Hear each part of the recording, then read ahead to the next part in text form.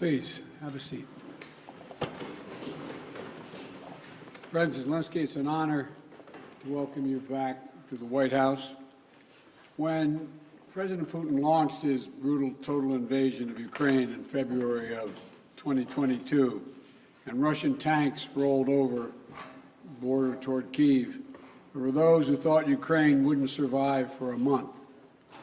So no one should forget that for you to be here today, again today, nearly 2 years later, and for Ukraine to stand strong and free is an enormous victory already.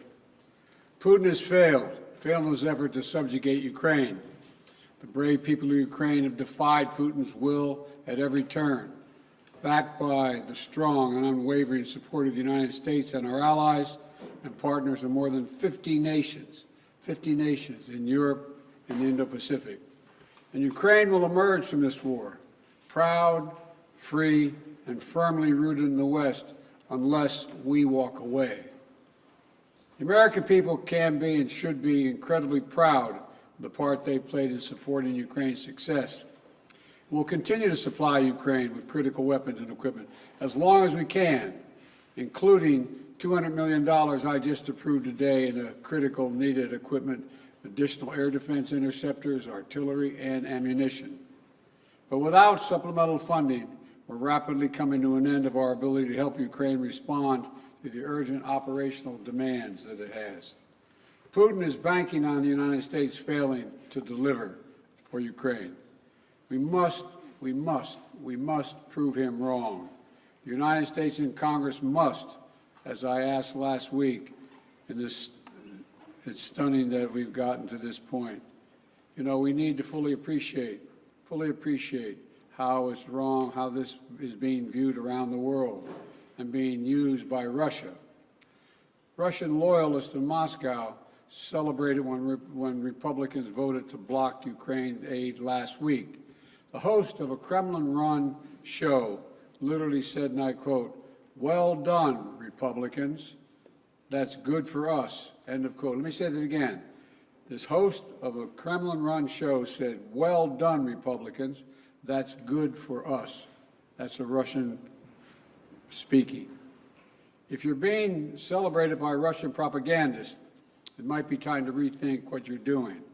History will judge harshly those who turn their back on freedom's cause. Today, Ukraine's freedom is on the line, but if we don't stop Putin, it will endanger the freedom of everyone almost everywhere. Putin will keep going, and would-be aggressors everywhere will be emboldened to try to take what they can by force. Mr. President, I'll not walk away from Ukraine, and neither will the American people. A clear bipartisan majority of people across the United States and in Congress support your country.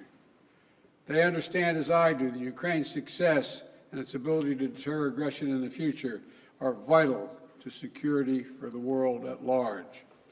And I have repeatedly made clear from our first day in office, we also need Ukraine to make changes to fix the broken immigration system here. We also need Congress to make the changes to fix the broken immigration system here at home. My team is working with Senate Democrats and Republicans to try to find a bipartisan compromise, both in terms of changes in policy and provide the resources we need to secure the border. Compromise is how democracy works, and I'm ready and offered compromise already. Holding Ukraine funding hostage in the attempt to force through an extreme Republican partisan agenda on the border is not how it works. We need real solutions.